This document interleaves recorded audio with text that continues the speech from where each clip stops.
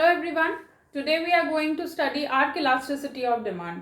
आज हम arc elasticity of demand पढ़ेंगे. पहले हम लोग परसेंटेज मेथड और ज्योमेट्रिक मेथड वगैरह कर चुके हैं, पॉइंट मिड पॉइंट मेथड हम लोग कर चुके हैं.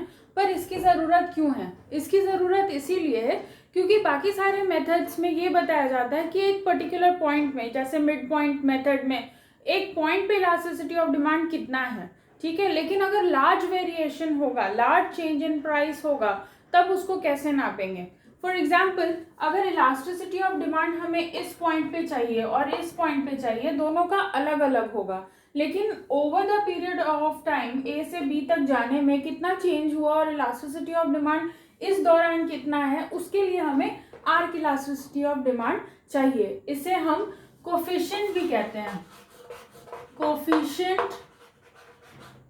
Coefficient of price elasticity of demand भी कहा जाता है, आर्क इलास्टिसिटी ऑफ डिमांड को. ठीक है, पहले देखते हैं कि ये कैसे वैलिड है. पॉइंट ए पर हमारा कितना इलास्टिसिटी ऑफ डिमांड होगा? अगर हम प्राइस को 15 रखें, बेस प्राइस को, यानी P1 को अगर हम 15 रखें, तो P1 is equal to 15, then what is the formula for elasticity of demand? It is P by Q into delta Q by delta P. Okay, so what is P and Q here? P1 is 15, Q1 कितना है हमारा?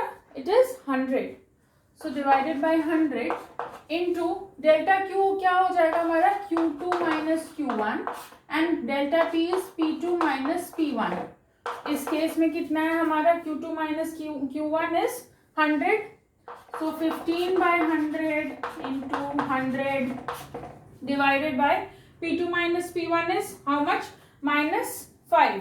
ठीक है, although we ignore -5, तो हमारा elasticity of demand कितना आ जाएगा? It is 3. तो अगर हम P1 जो है वो 15 को लेते हैं, यानी कि price decreases and the demand increases, तो हमारा elasticity of demand is equal to 3. ठीक है, चलो अब इसका उल्टा केस ले लेते हैं. मान लो P1 जो है हमारा 10 है, पहले इतना था फिर इतना हो गया. ठीक है, यानी price is now increasing and quantity demanded is decreasing. ठीक है, this one is P1 and this one is Q1. तब क्या होगा हमारा price elasticity? This is the formula, ये तो सेम ही रहेगा, चेंज नहीं होगा. ठीक है, P1 और Q1 चेंज होगा.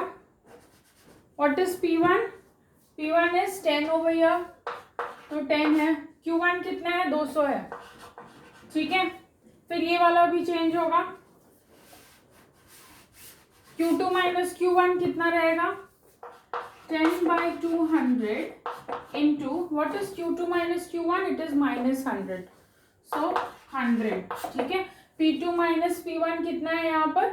It is 5. तो कितना हुआ ये? It is 1. ठीक है, so elasticity of demand, if P1 is equal to 10, then the elasticity of demand is 1. यानी हम दो केस में देखते हैं कि एक बार जब हम P1 15 को रखते हैं तो इलास्टिसिटी ऑफ डिमांड 3 आ रहा था और अभी 1 आ रहा है. तो ये जो डिस्क्रिपेंसी है, इसको हटाने के लिए, ये चेंज में ही कितना इलास्टिसिटी ऑफ डिमांड रहेगा वो जानने के लिए हम आर्क इलास्टिसिटी ऑफ डिमांड ही पढ़ते हैं. ठीक है, so what is the formula for arc elasticity of demand? देखो, बेसिक जो रहता है वो सेम है. चेंज इन क्वांटिटी डिमांडेड जो है वो ऊपर ही रहेगा और चेंज इन प्राइस नीचे रहेगा.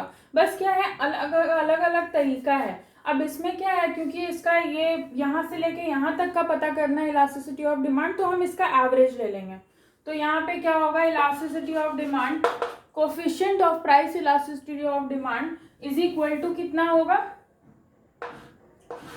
Change in quantity demanded divided by average of quantity demanded by 2 divided by change in price divided by average of price divided by 2.